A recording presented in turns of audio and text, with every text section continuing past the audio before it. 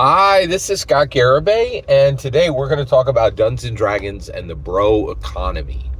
All right, so what is the bro economy? So the bro economy is really fascinating.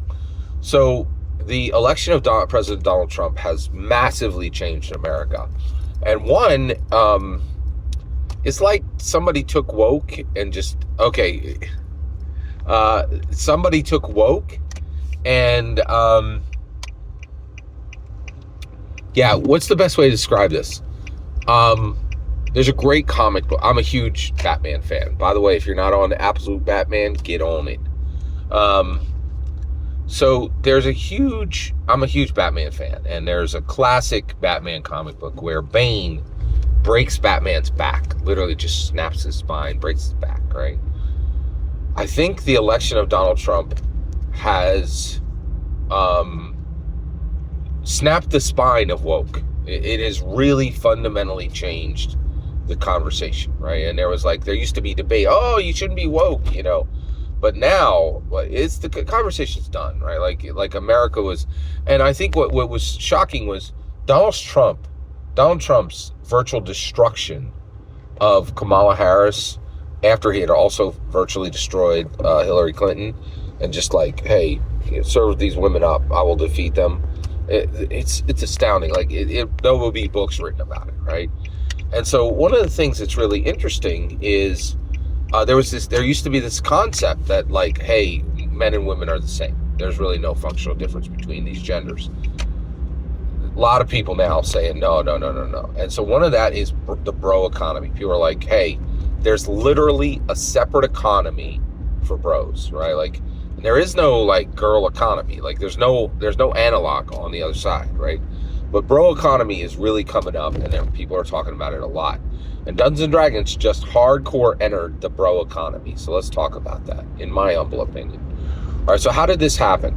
So it happened with one, and I keep telling you this, and y'all ain't listening. You need to listen to me. Dungeons and Dragons canon is the most complicated subject on the planet.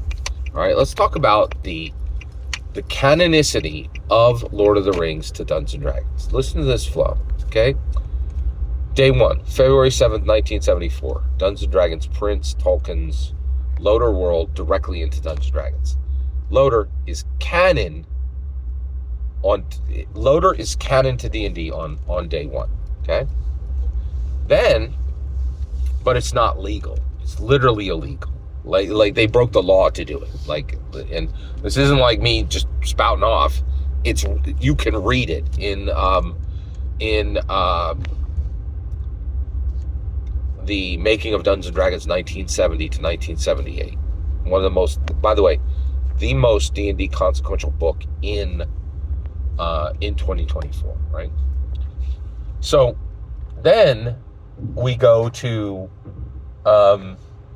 then the world changes when Ravnica, Dungeons and Dragons Ravnica book is created.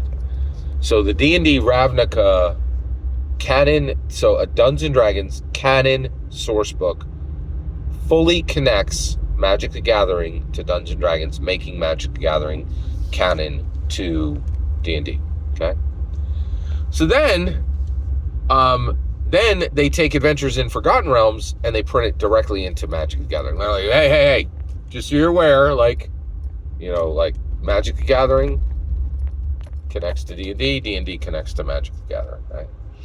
Then they bring out Magic the Gathering Loder, right? But they're like, oh, wait, slow down. And we're like, oh, hey, that's great. Is Loder canon to D&D now? No. Of course not. This is a universe beyond. Beyond what?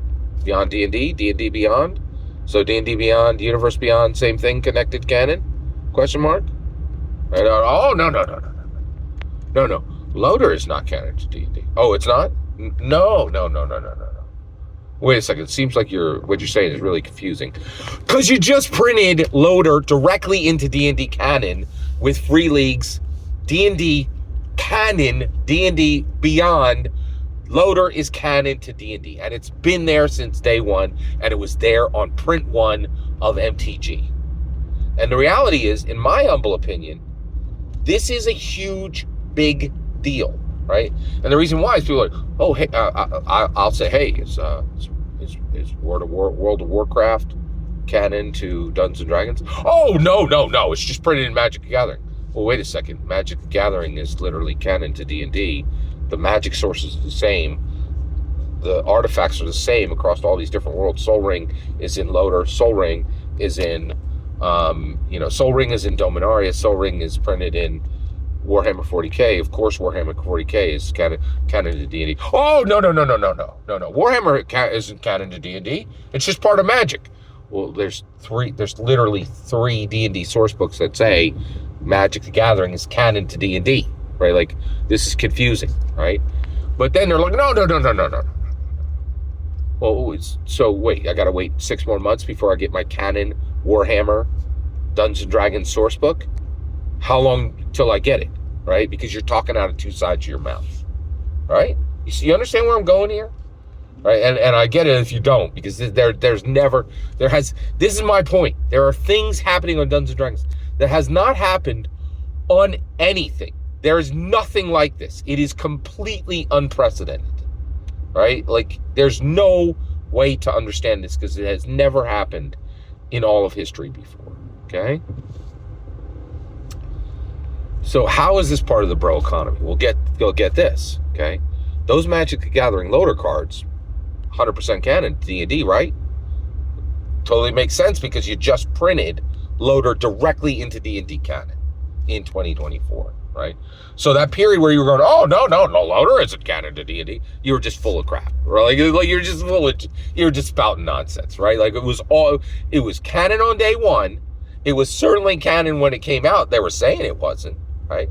But it was, like, and I knew it because I knew that we were coming to the Free League day, right? Like, anybody who pays attention to IP understands if it goes into Magic, it is canon, in my humble opinion, on day one of that Magic the Gathering printing. But then it's literally going to come to, like, how long do I have to wait? 6 months before I get my D&D Warhammer combined canon source book? I can wait. That's fine. We'll get there, all right? And so this is my point, is you literally can't even listen to WotC when it comes to what canon is and is not, in my humble opinion, right? So how does this connect to the bro economy? Well, Rudy over on Alpha Investments just said something fascinating. He said, hey, there's a centimeter of difference between collectability, stocks, and gambling. That's the bro economy. Throw in crypto, right? Now Rudy did not talk about crypto. Actually, he literally did talk about crypto in that video, but he didn't add it in that grouping, right? He talked about it within the context of that video. The bro economy is collecting, gambling, stocks, and is crypto, gambling, stocks, and collecting, and really not recognizing any difference at all between them. It's all just risk piles, right? And what's that got to do with D&D? Well, Post Malone's $2 million one-off card is now a D&D collectible. It's not a Magic the Gathering collectible. It's a Dungeons & Dragons canon collectible, in my humble opinion. Welcome to the bro economy. Welcome to Dungeons & Dragons, in my humble opinion.